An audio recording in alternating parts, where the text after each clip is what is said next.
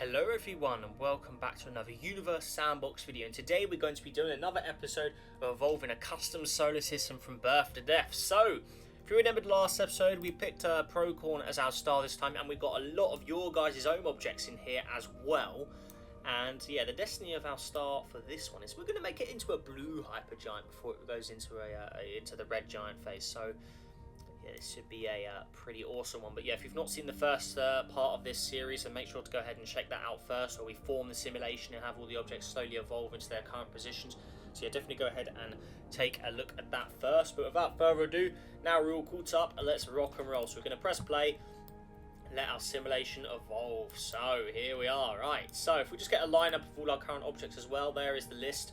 So we've got a lot of different faces in here, some really interesting ones. We yeah, very nice lineup here. But remember, some of these may not last too long, as we do have a lot of interactions in the outer solar system. You can see there's a lot of orbits that have been slowly changing over time with the gas giants' presence. Remember, we've got two dominant gas giants in here with big masses, so they are going to be causing trouble. So I believe it was it this blue one here? I remember the Cold Deluxe was one of the big ones. I think it was also... which one was it? I think it was, yeah, this one here. So this is our dominant gas giant. We've got one there, then we've got Cold Deluxe, which is the most massive, but it's further out, so it's not causing as much trouble. So there we are, but there we anyways.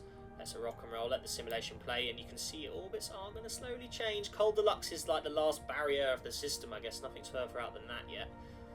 But you can see some objects are being bent and buckled with their orbits there. The inner solar system has a slight little interaction going on in there as well between the two closest planets, but nothing too serious. But yeah, there we are. So looking good. So let's actually have a little look at the inner solar system. So let's just keep an eye on our keep up to date with our planets. So Alombi's the closest to the star at the moment. It is quite hot. It's a desert world, 93 degrees, and we have Eon, next planet out. This one's warming up at the moment. It was a planet with Earth-like conditions. It is getting a little warmer now, but yeah, it still has the water and stuff on it. So you know, it's still a pretty nice place to be at the moment. But it is too close to the star to last for much longer. So yeah, next evolution of the star will probably kill it. Then we've got Koros 7b here. So I mean, that's just a very hellish world if you look here.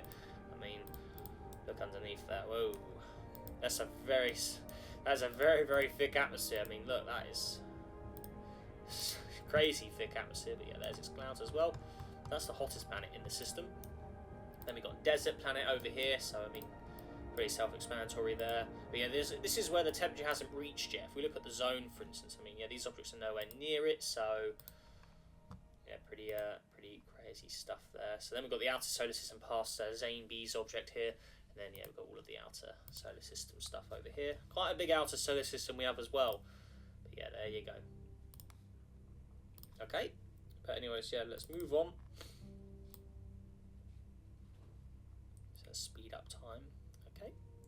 But yeah, while time is playing, I think it's time we have a interstellar traveller pass by our system. We haven't done one of these in this system yet. We haven't had any interstellar travellers, but I'm going to have a brown dwarf fly by. So we're going to go pink gasser, so brown dwarf, and we're going to have it enter our system and see if it has any interactions on the objects. So remember, it can happen in reality. You can have stars fly by other systems, so we're going to see how this plays out. So interstellar traveller gasser pink has shown up from interstellar space and is on a close call with our parent star. As you can see, this could be some serious damage caused here. If this has a flyby right into the inner solar system, as you can see, that could have a catastrophic consequence for our system if this brown dwarf flies into this system and causes this much damage. So if we have a look here, it has got 19 masses of Jupiter and it is shooting in fast. So what we're going to do is we're going to save our simulation just in case there is an issue. But there you go. So let's see, is this going to cause a catastrophic change, or is it just going to fly out? I mean, it's going to fly very far into... This is a very dangerous situation here with this brown dwarf entering the solar system. As you can see, it is approaching from the dark depths. There it is. So watch out, beware, because this could be a big problem. It's entered the system. Look, it's flying in. It's coming in pretty quick, and you can see it's already moved an orbit. If you just notice that orange orbit change, if we slow down time, let's just have it speed up a little more. But you can see that could have changes to the system. So here we go. It's going to fly by our parent star. It is shot out. Okay, so it's now entering interstellar space again. So it's just had a slingshot effect. So it's going to fly out. There you go. It looks like it had an effect on our orbits there. Cold Deluxe as well. Does it have an interaction with that? No, it's gone by the looks of it. But it looks like it did have quite a major interaction with some of the objects in this system. So it looks like some orbits did change from that, I want to say. So I'm pretty sure this orange one had quite a big drastic impact there. There you go. So Gas of Pink has shot off back into interstellar space, never to be seen again. So that's shooting out of our system there. So really wild stuff, eh? I mean, that came in pretty quickly, but now it's been shot out at pretty high speed by the looks of it. So rotational period, what's its speed? So I mean, it's nothing to the speed of light, but yeah, pretty crazy stuff. But yeah, that's gone. That's not coming back, is it? I mean, look, you can see that's just shot off. So let's let the system evolve. Anyway, let's get rid of that because that is gone. So look at our system now. It's very drastic with the orbits. I mean, if we go back to orbits, you can see there's a few of them have been upset by that. So not looking good. Anyways, let's go ahead and do another save, as it is time to evolve our star to the next step of its life. So let's let it save. Let's go all the way down. Okay, so remember, this is a star we're aiming to get into the blue giants. So it's going to be a pretty luminous, bright object once it really gets going. So we're going to go for an immediate double up in radius.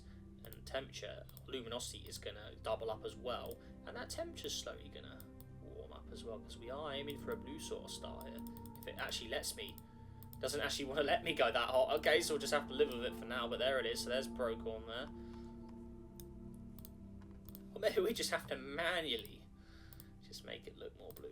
So maybe it starts to have more of a bluish shade to it, something like that. Maybe there you go. So it's looking really bright. There you are. Okay. So how's that going to have an effect on our system now? That's doubled up in radius and luminosity, so that's going to be a pretty big deal. So you can see it, these objects over here, desert planet. I mean, yeah, that's starting to reach the zone now. So we're going to see what sort of effect this will have on our closest planets. So we have a Lombi here. How's this going to deal? I mean, that's going to probably get a lot hotter. 170 degrees now, so that's a substantial increase there. Okay, next planet out. So remember, Eon here as well. This was also a world with already quite hot temperatures, but yes, you can see it's now 74 and increasing. So how hot is it going to go? So going up to 85 by the looks of it, roughly there. So that is a substantial increase. Okay, so we can probably see, yeah, they are probably going to get more cloudy. You know, probably got quite a lot of thick atmosphere clouds going on there. So yeah, not looking too good. Maybe these are getting a little more toxic looking. So maybe they go to more of a golden yellow shade. But yeah, there you are. The oceans are still hanging on, but I want to say they may have dissolved, may have lost some water a bit, but we'll have to wait and see. So that is a world that's on the brink of extinction. It's probably already past that, to be honest. Then we've got Cora over here. How are you doing? This is at 230 degrees now, so it's obviously going to get... This is the hottest, so that star increase is going to be pretty nasty on Cora. So it's still increasing there. Let's see how hot it actually goes. Because, I mean, if we look at the zone here, that is... Yeah, that's not good. So if we just keep it going there, 300, big increase there, still going, 319, slowly but surely. So there you are. Let's quickly look back onto Korot. So there you are.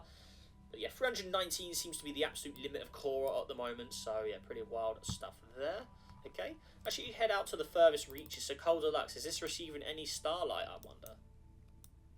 No, it's still in pitch black over here on the outer reaches of the solar system. Remember, this is 250 AU away, so it's a very, very big distance away. So how about this object here? This is the one at orbit change. Is this receiving light? Yes, it is. Okay, so 135 AU plus is receiving starlight. So yeah, that's a bigger difference there. Okay, let's continue. So there we are. Okay.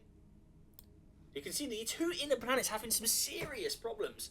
with their orbits. You can see they are really, really brawling at it. You know, their orbits are not stable. It's like Mercury's orbit in a way. You know, they're kind of wibbling around a bit due to the pull of the other objects. It's quite a substantial wobble in the inner solar system there. How's the outer system doing? So you can still see everyone's mostly sitting roughly where they want. So yeah, pretty wild stuff there. Okay. So we've got effectively a fairly nice stable system for the most part, and most objects are pretty comfortable with where they are. Okay. Is there a star? There is still a few orbits that are not liking it, but you know, for the most part, it seems to be pretty well balanced, this system. Okay. Anyways, back to the star itself, so I think it is time to do some more evolutions. So let's continue. Alrighty, okay. Come on, game. There we are. Okay, so pause. So star itself, again, that radius is going to get bigger. Gonna double it up once more. Can the temperature go any higher? I want the temperature to go. It needs to be more of a... Yeah. No, it won't let us do it while we're playing. That's annoying. Luminosity is now to 11 stans. That is a bigger increase as well.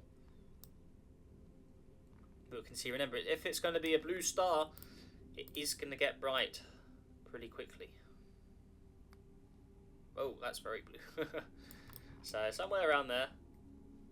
Also, we can't have it as like the realistic sort of shade because the star temperatures doesn't want to cooperate with us, which is a bit annoying for some reason. But oh well. So blue is blue for the most part. So just pretend it's a little hotter. But there we go. So 11 luminosity of sun. So if we look at the closest planets now, yeah, they are in serious trouble.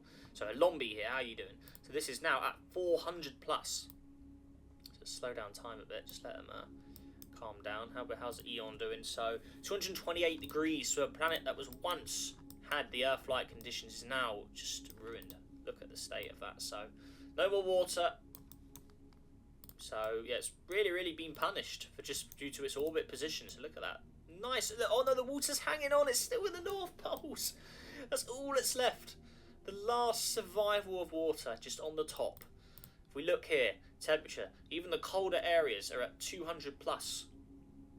173. So yeah, that water's not going to last much longer, unfortunately. So there we go. But yeah, I'm thinking the atmosphere's probably going to start sort of losing its nice blue colour as it slowly evolves into the more Venus-like conditions. So not looking good there.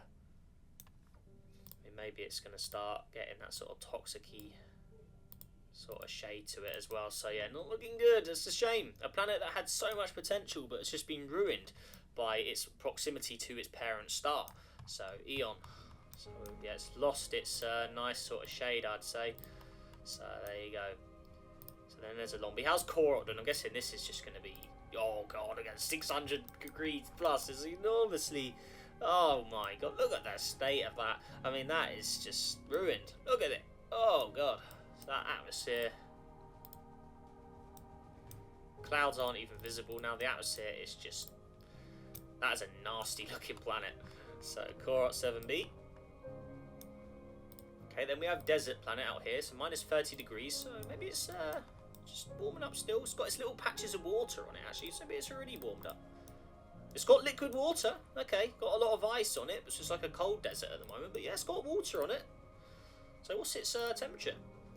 Yes, it's got positive temperatures in the higher, warmer points. It's going up to 70 degrees in its hottest points. So looking good. Okay.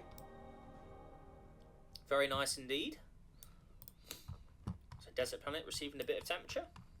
Next up, we have got Enixus. How are you doing? So this is a planet, potential Earth-like world in the future as well. Let's have a little look underneath. Has that already got water? What's going on there? Oh, that's frozen. Okay, that's still frozen. But I believe it does have the water it needs. It just needs temperature to really kick it into gear. Because it's still, yeah, it's still minus 29 degrees at its warmest. So Mars-like conditions at best. Okay, so still very cold there. Next up, we've got Eularis. Look over here. So there's no temperature here yet. Minus 200 degrees. Okay. But yeah, the inner solar system, a substantial change there, with our parent star getting more violent very quickly. So there you go. Okay. The inner two planets are still brawling at it in their orbits. Not good. Okay, anyways, the outer solar system. How are we doing here? I'm still surprised that none of the gas giants have been ejected or anything. You know, everything's nicely positioned out there. So, oh, there is some slight interactions going on. What is that? That object wasn't there earlier. That's got the furthest point now. So what is this all about? Let's give it a bright green trail. Keep an eye on that. So why is that being moved? That wasn't like that earlier. So there we are. Okay. But yeah, while that is playing out, I think it's time we have another interstellar traveller object fly into our system. So remember, it doesn't have to be anything ridiculously large. It could be anything. So, for instance, what if we had? It could be anything. I mean, I don't want anything ridiculously large, but just some sort of object that's just going to fly in. Maybe it gets captured. Let's see how this plays out. So, I mean, there's plenty to use. Let's use Nemesis. Why not? So, maybe it travels into the system at a very low speed. You know, it's going to take quite a while to arrive, but it is approaching slowly but surely. So maybe it gets caught on. There it is. So where is that? Where even is that? So there it is, Nemesis. That's just shown up out of nowhere. Interstellar space traveller. They're completely pitch black, but it is on its way. It's only 1.7 Earth's radius, but maybe it gets caught. Maybe it doesn't. Let's see what happens. So here we are. Okay. So there is a Nemesis. So it has got a trail. Let's see what happens here. Okay. So there's Nemesis. It is approaching the system. Oh, I don't know where that went. Is it gone? Or did it crash? No, it is. Oh, it's been completely ejected. Whoa. Whoa. Speed, 915 kilometers. That just got absolutely shot out. The system did not want anything to do with that. That is gone. Nemesis. Oh, poor Nemesis has been completely shot out. The system did not want anything to do with him. So there we go. Nemesis is gone. So no Nemesis in this system. There we are. Okay.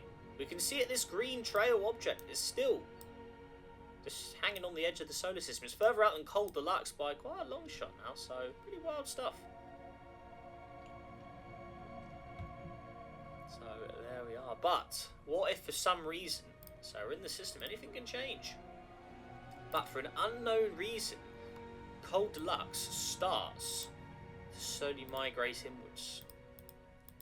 So you can see the green objects change. But what if Cold Deluxe over a long period of time does slowly migrate inwards to the more middle part of the outer solar system? So you can see Cold Deluxe is slowly but surely weaving its way in. Now, why is it doing that? That will be a mystery. But Cold Deluxe has moved in to the outer solar system, more of the mid section of the outer solar system now. So maybe it will start to have an interaction with more objects as it has moved in. There you go, it's migrating. You can already see it's causing problems. But yeah, for an unknown reason, Cold Deluxe has migrated. So there you go. So all that's left on the outer edges is the sulfur gas dwarf. Now that's probably not going to have any interaction at all as the furthest planet out by a long shot now, as Cold Deluxe has migrated in. So we're going to see if Cold Deluxe... Remember, Cold Deluxe is the dominant gas giant. It is the largest, most massive object in here. It has more mass than the other dominant gas giant, which is closer, which was... Where is it? Which one was it? It was this one, wasn't it? Yeah. So that's our other dominant gas giant. So you can see the light blue trail. So yeah, Cold Deluxe has moved a little closer to that, but now you can see Cold Deluxe's migration has caused issues in the system. So we've got Mole over here, which has been ejected almost and hanging on. So not looking good. There's another interaction with Cold Deluxe again. Its orbit has been bent out even further now due to having interactions with Cold Deluxe. So not looking good. You see, it's still having problems with other objects, Cold Deluxe, as well.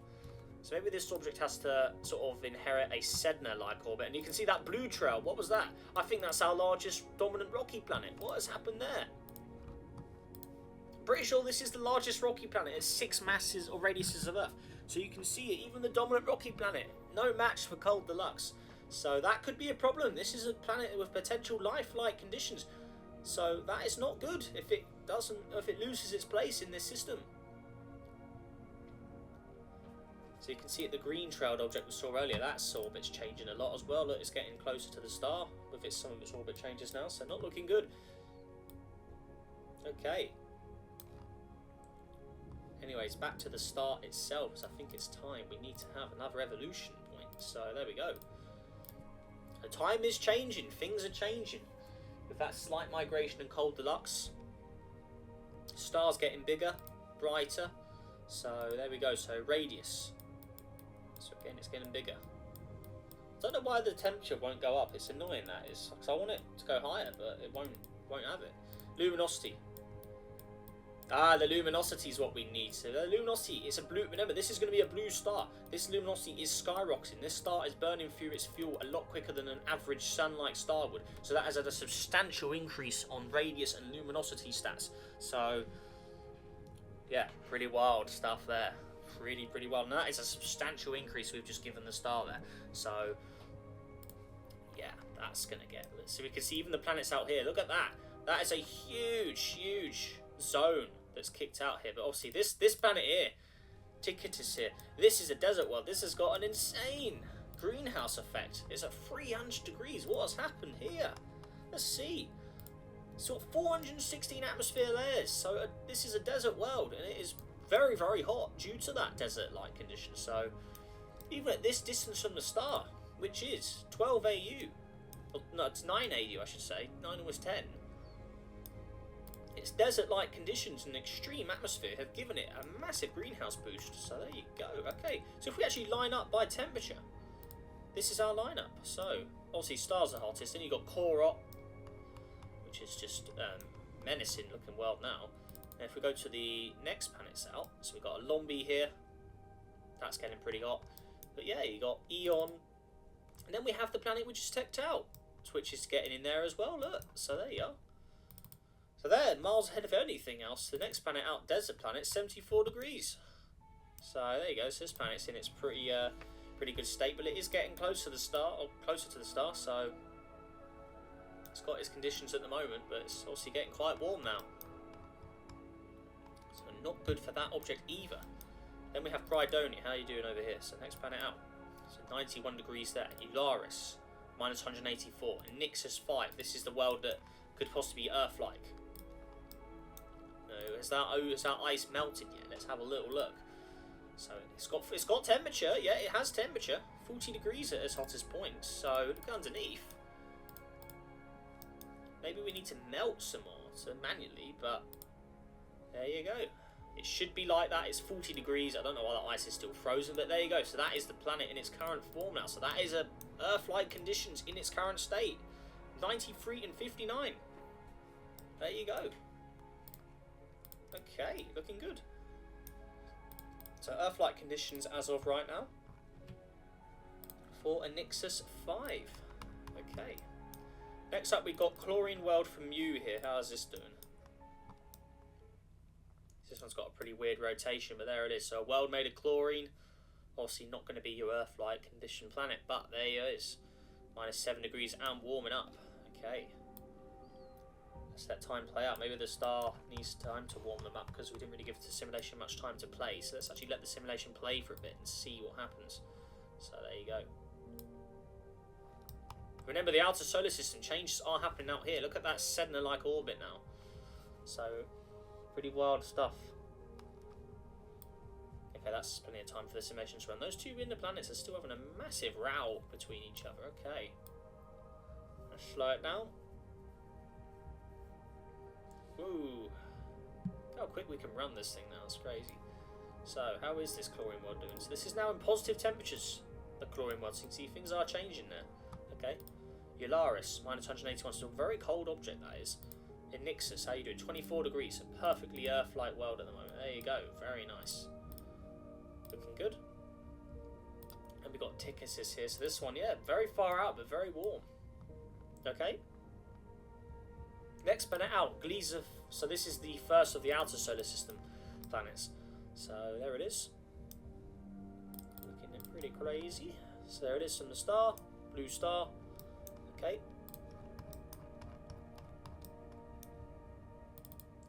Back to the star though. Let's continue to evolve. Watch as the orbits change. So let's keep it going. go.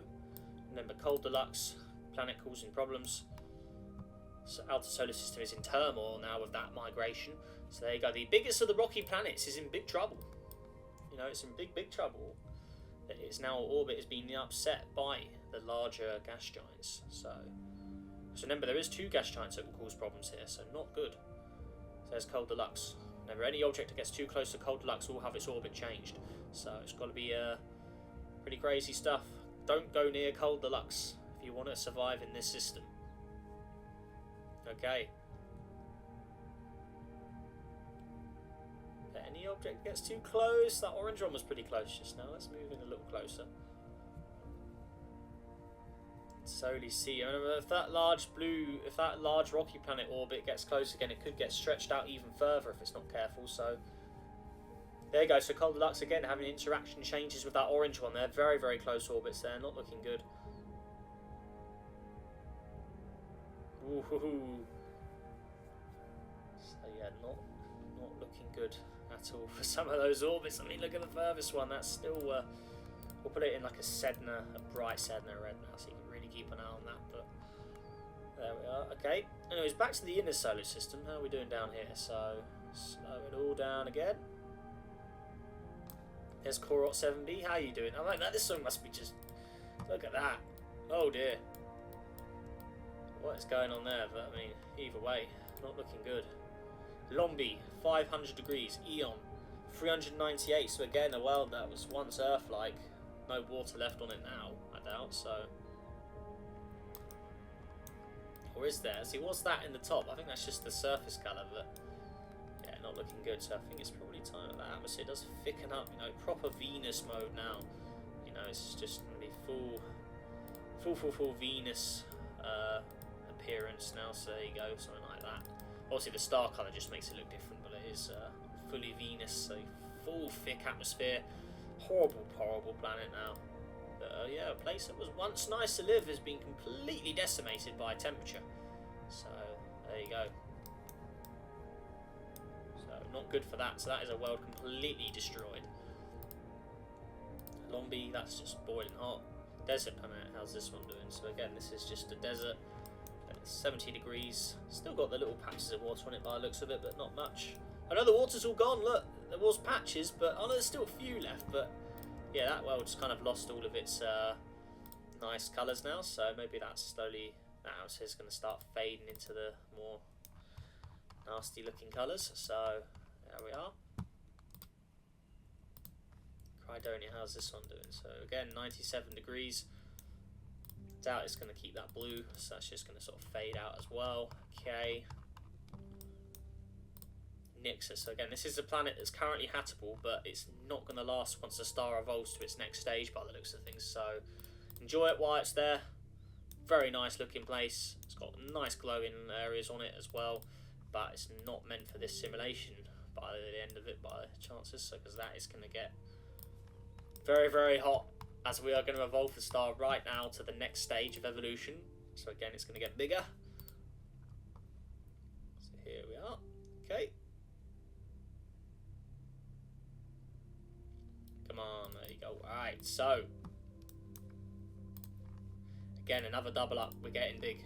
We are getting very big. Luminosity going up to 68. So that is an enormous increase there. Let's increase our temperature up. So it actually does let us increase a bit more by the looks of it. Oh, and that's still not sorted itself out. 136 suns. So that is a giant double up. So now you see the Hattel zone is reaching to the outer solar system areas. So a Nixus here, a world that has its promise, but it looks like this may be the end of the line now. So we're going to keep an eye on it as we slowly watch this temperature fade out. So look at it, it's not going to last long. It's 27 degrees. Keep an eye on these up here, because that's not going to be looking at too good. Look at the water vapour, look at all of this. All that ice is going to melt. Liquid water depth. Slowly watch as all this changes. Keep an eye on those maps. But there you go, look at it. Oh no! Oh, it is changing. 900 degrees and kicking. Now that's some serious heat changes there as time is evolving. So there you go, let's just let it go at full speed now. Look at the water. Isn't the water still hanging on? I don't know. looks like it's slowly going to drain. Surface temperature, almost 200 degrees there. Liquid water depth or vapor. Let's get rid of that one. Depth, keep an eye on that. Ice thickness, probably don't need that anymore. Look, the water's disappearing. Look, it's fading. It is fading. If we look underneath, that's what it looks like now. The water is barely there. Let's just at the bottom now. So again, another world that had promise, but it's just too close to the star at the moment, and it's past its life or sell-by date, I guess. So there it is. So maybe again another Venus-like appearance will start to appear with the thicker clouds. So it's going to lose those nice blue clouds. Unfortunately, it's going to go to a more dark, horrible Venus-looking sort of colour. So almost blacked out clouds, almost. You know, that's not looking too good there. But yeah, horrible, nasty clouds have developed here now, as it's lost its sort of nice colours and appearance, as the surface is now going to slowly fade out its water forever. Maybe even the remaining water has changed its colour to a more murky colour as all of the temperature increases hot here, so you know, not looking good at all. Maybe the thickness fills up as well in the atmosphere here, so a world that was great looking at one point has now been completely ruined by just evolution. So, or star evolution at this point. So maybe the clouds are going to get very, very reflective, thick. There you go. So something like that. And maybe even the surface loses its green. Unfortunately, look at the difference. All that green just fades out. So yeah, well there. Another world that was once a very, very nice place to be. It's just been completely transformed with the star's evolution. So there you go, so another world completely ruined. How's Yolaris doing? This was the next one out. So warming up slowly but surely. Very, very cold on there. Then there's this one of the chlorine planets. That one's just insane. Then we have Zane B's objects, minus 64 degrees. Now into the outer solar system objects. Anything out in the outer solar system that's worth checking out in the future. Maybe this one here. Maybe this will be a world for life. Let's mark it blue, so maybe that'll be worth checking out. One of Chris's objects here, one of his chlorine worlds. Is that any? Well, it's a chlorine planet, so I mean, there's not going to be anything worth checking out there because it's chlorine, no water. Any other worlds? Not really sure, to be honest. Don't know if it. Oh, we still have the blue one out. This is a life candidate, but its orbit has been interrupted a lot. Anyway, so let's continue running our simulation. So there we go. Let's keep it rolling. That time really advanced now. We'll close these maps as this planet is pretty much over. So there you go. Okay, so star is getting dangerously hot now. So let time go at maximum speed. So there you go. Watch those orbits. Remember Cold Deluxe, the terror of the outer solar system. It's slowly going to have changes of anything it comes close to. There's the blue orbit. You can see a massive change there. An interaction just got grabbed and shoved out by Cold Deluxe a bit. So not looking good there. No one being ejected yet though. So you know, there's still a chance that that doesn't ever happen. But I really doubt it. I'm sure something will get ejected eventually. All it takes is to be in the wrong place at the wrong time. So there we are. Keep it rolling though. Ooh, there you are, alrighty.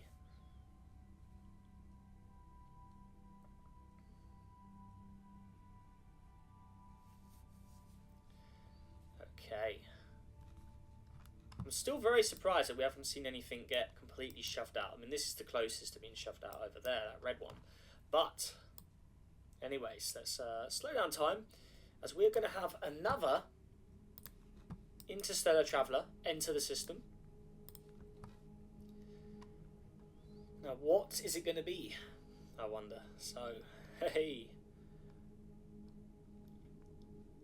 What about this Gigarius? What about that? Let's see what happens with this. So what if it just, instead of going directly towards the star, what if it just sort of flies by? So we're just going to place it there. There it is. So where's that gone? There it is. Okay, so yeah, it is coming in. Okay, so it is actually on target for just a complete slingshot. It's 9 masses of Jupiter as well, so it could have a massive problem effect in it if it does come in. And is that on a collision course with the star? I mean, that could be a bit close. Let's keep an eye on that.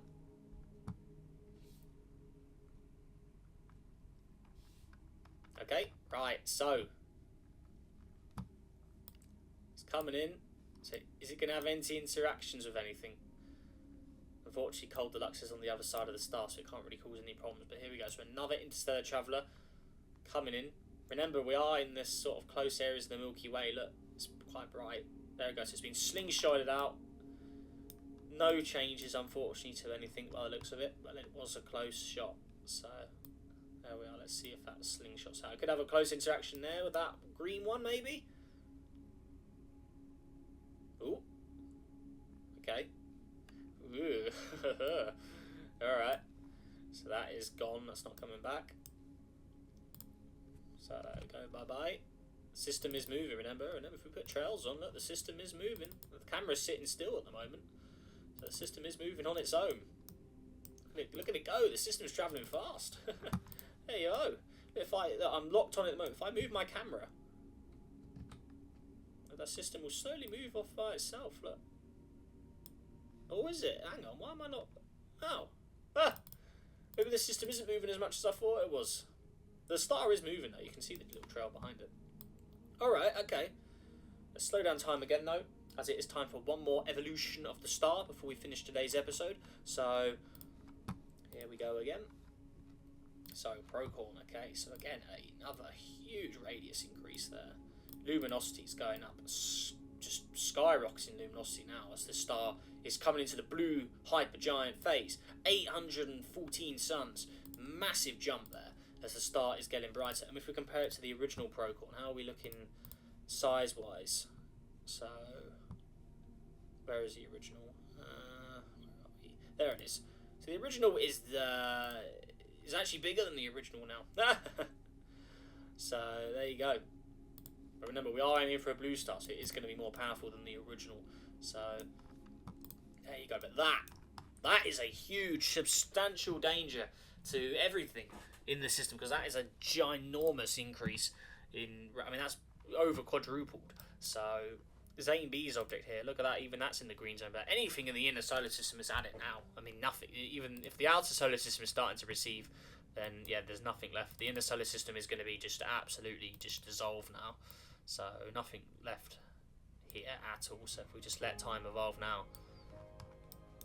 The inner solar system, look at this. If we open this up, look at that. Ooh, everyone's glowing. I'm not sure that's right, but everyone's looking pretty crazy here. So if we just let things play out.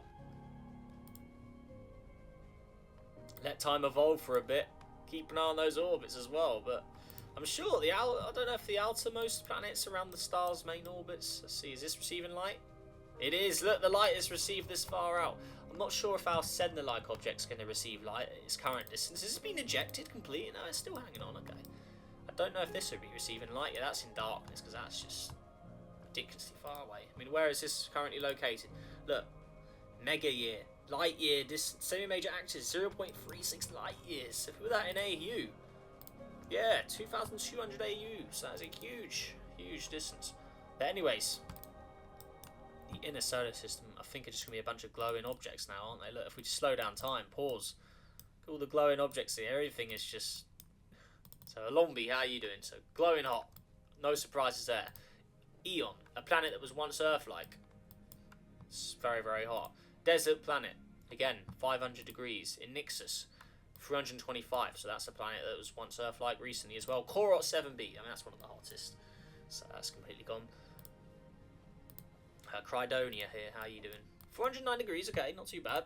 Eularis, that was 135 degrees, and that was very reflective. Then we have Muse object, 256 degrees. Then we have this planet with a Gracie greenhouse as well.